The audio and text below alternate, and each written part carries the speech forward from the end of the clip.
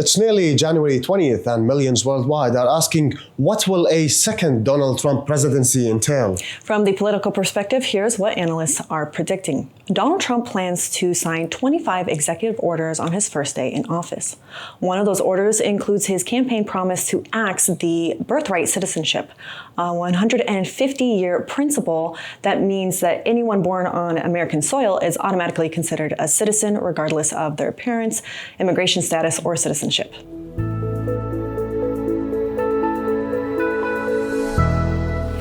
One of those orders includes his campaign promise to axe birthright citizenship, a 150-year-old principle that states anyone born on American soil is automatically an American citizen, regardless of their parents' nationality or immigration status.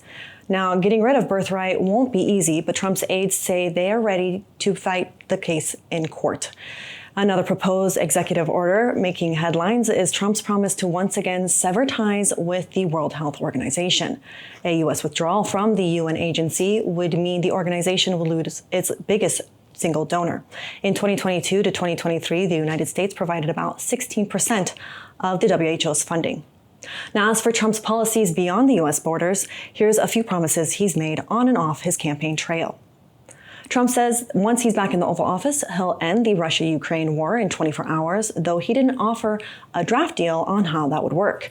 He also said he would cut the cash flow to Ukraine once he's back in office. Currently, the U.S. has provided over $61 billion in military assistance to Ukraine since the start of the war. The president-elect also promised his voters that he would impose strict demands on NATO members, suggesting they should have to waive their protection rights if they don't contribute a certain amount of their GDP to defense.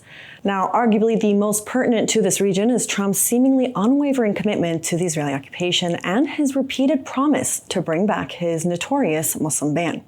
Again, no details on what that would look like, but last time Trump was in office, he not only fought to keep the ban in place, he expanded the list multiple times, and ultimately the Supreme Court allowed a third version of the order to go into full force.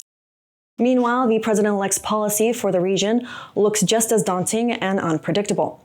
While campaigning, Trump repeatedly stated he would strengthen ties between the U.S. and Israel, criticized Biden's handling of the war on Gaza, saying he should let Israel, quote, finish the job, end quote. And recently, the soon-to-be president said there will be all hell to pay in the Middle East, end quote, if his demands aren't met by the time he returns to the Oval Office. Now, there are other key buzzwords, of course, that are around Trump's return, like immigration and his plans to shift tariffs, but that seems more up your alley. What are the economic predictions for Trump's return? Definitely, Badriya. I mean, the immigration and tariffs are making huge waves, as we all know. But tariffs, let us begin with tariffs right now. Trump plans to impose a 25% tariff on goods from Mexico and Canada and an extra 10% on Chinese imports. He says these tariffs cost Americans nothing. But here's the deal. Tariffs are taxes charged at the borders. When businesses pay more for imports, they pass those costs on to us. Think about it this way. Cars, phones, and groceries, they may all get more expensive.